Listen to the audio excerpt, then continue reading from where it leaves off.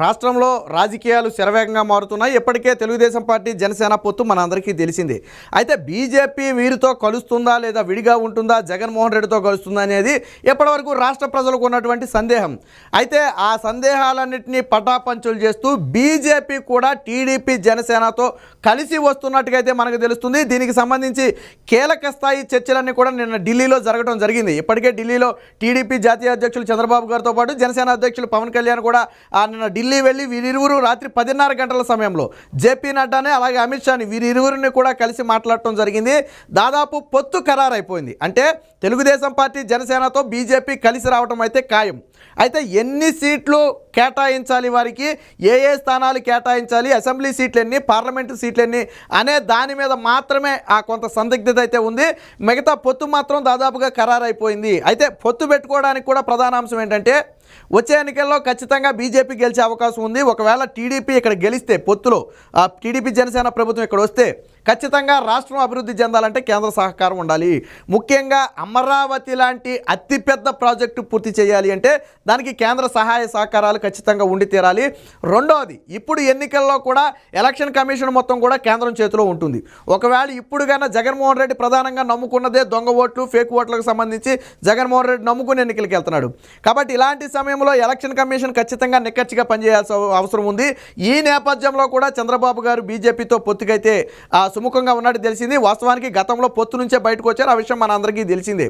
అయితే నేను చంద్రబాబు గారు పవన్ కళ్యాణ్ కలయిక కంటే ముందే బీజేపీ జాతీయ నేతలు, బీజేపీ రాష్ట్ర నేతలతో కూడా సమావేశమైనట్టుగా తెలుస్తుంది. కొంతమంది ఎప్పటికే రాష్ట్ర బీజేపీ నేతలందరూ కూడా ఢిల్లీలో ఉన్నారు.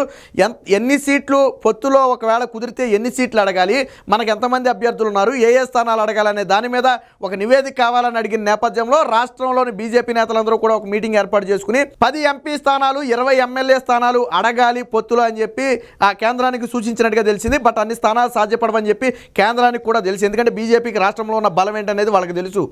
0.5 నుంచి 1% లోపు ఓట్లు ఉన్నటువంటి బీజేపీకి అన్ని సీట్లు అంటే సాధ్యపడదు. 10 ఎంపీ సీట్లు అంటే ఆషామాషి వ్యవహారం కాదు. 20 ఎమ్మెల్యే సీట్లు అంటే దాదాపు జనసేనకి ఇచ్చినని అడుగుతున్నారు, అంతకంటే ఎక్కువ అడుగుతున్నారు. అవన్నీ సాధ్యపడేవి కాదు. అయితే నిన్న చర్చల మధ్యలో మాత్రం అన్ని సీట్లు సాధ్యపడవు కాబట్టి 7 ఎంపీ సీట్లు అలాగే ఒక 10 ఎమ్మెల్యే సీట్లు అడిగినట్టుగా కేంద్రం అడిగినట్టుగా తెలిసింది బీజేపీ నేతలు. బట్ దానికి కూడా చంద్రబాబు గారు సుముఖంగా లేనట్టుగానే తెలిసింది. ఎందుకంటే ఇక్కడ సీట్లు కేటాయించడం అనేది సమస్య కాదు. బట్ మీకు అధికంగా సీట్లు కేటాయిస్తే, అంటే బలం లేని చోట్ల కూడా మీకు సీట్లు కేటాయిస్తే అంతిమంగా లబ్ధి జగన్మోహన్ రెడ్డికి జరుగుతుంది. దానివల్ల కూటానికి దెబ్బపడే అవకాశం ఉంది. కాబట్టి మీరు ఏ ఏ స్థానాల్లో బలంగా ఉన్నారో ఆ స్థానాల్లో పోటీ చేస్తే అది మీకు మంచిది, మాకు మంచిది, అందరికీ మంచిది అని చెప్పి చంద్రబాబు గారు సూచించారు. 4 ఎంపీలు 6 ఎమ్మెల్యే స్థానాల్లో అయితే బీజేపీ ఇప్పటికిప్పుడు కొద్దో గొప్ప పట్టున్నటువంటి ప్రాంతాలు, ఆ సీట్లలో అయితే పెద్దగా ప్రభావం ఏమి ఉండదు. ఇతరులకు జగన్మోహన్ రెడ్డికి పెద్దగా 4 ఎంపీలు 6 ఎమ్మెల్యే సీట్లలో కన్నా పోటీ చేస్తే జగన్మోహన్ రెడ్డికి కూడా పెద్దగా లబ్ధి చేకూరే అవకాశం ఉండదు. అంతకంటే ఎక్కువ తీసుకుంటే అది అంతిమంగా జగన్మోహన్ రెడ్డికి లబ్ధి అయ్యే అవకాశం ఉందని చెప్పి నిన్న బీజేపీ నేతలకైతే చంద్రబాబు గారు చెప్పినట్టుగా తెలిసింది. అయితే ఎన్ని సీట్లు అనే దాని మీద అయితే స్పష్టత లేదు. అయితే బీజేపీ ఏమంటుందంటే మేము వచ్చే ఎన్నికల నాటికి 370 సీట్లు లక్ష్యంగా పెట్టుకున్నాం. అంటే ఎన్డీఏ కూటమిలో 370 సీట్లు లక్ష్యంగా పెట్టుకున్నాం. కాబట్టి మా మిత్రపక్షాల నుంచి వీలైనన్ని ఎక్కువ ఎంపీ సీట్లు తీసుకుంటున్నాం. కాబట్టి మీరు కూడా వీలైనన్ని ఎక్కువ ఎంపీ సీట్లు ఇవ్వాలని చెప్పి వాళ్ళైతే సూచించినట్టుగా తెలిసింది. బట్ అన్ని సీట్లు అయితే చంద్రబాబు గారు ఇచ్చే అవకాశం లేదు. ఎందుకంటే ఇందాకే చెప్పుకున్నట్టుగా బీజేపీకి ఉన్నటువంటి బలానికి వాళ్ళు అడిగే సీట్లకు సంబంధం లేదు. అది అంతిమంగా నిజంగానే జగన్మోహన్ రెడ్డికి లబ్ధి జరిగినా జరుగుతుంది. ఇప్పటికే టీడీపీ జనసేన వెళ్తే భారీ మెజార్టీ వస్తుంది. బట్ బీజేపీ కలిస్తే కొంత మైనార్టీ ఓట్లు నష్టపోయే అవకాశం ఉందని చెప్పి ఇప్పటికే సర్వేలు చెప్తున్నాయి. అయినప్పటికీ కూడా తప్పని పరిస్థితుల్లోనే బీజేపీతో కలవాల్సి వస్తుంది. కానీ ఇప్పుడు సీట్లు కూడా అధికంగా కేటాయిస్తే అది కూటమికే దెబ్బపడే అవకాశం ఉంటుంది. అంటే మొత్తంగా ఏది ఏమైనప్పటికీ సీట్లు ఎన్ని అనే విషయం పక్కన పెడితే 2014 సీన్ రిపీట్ కాబోతుంది.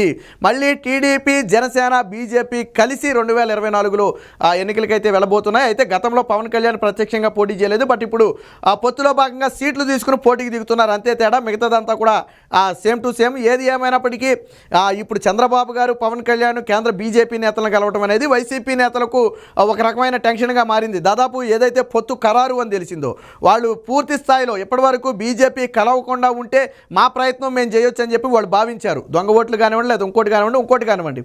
బట్ ఎప్పుడైతే బీజేపీ కూడా వీడితో కలుస్తుంది అని చెప్పారో ఖచ్చితంగా అది జగన్మోహన్ రెడ్డికి మింగుడు పడని అంశంగా ఉంది.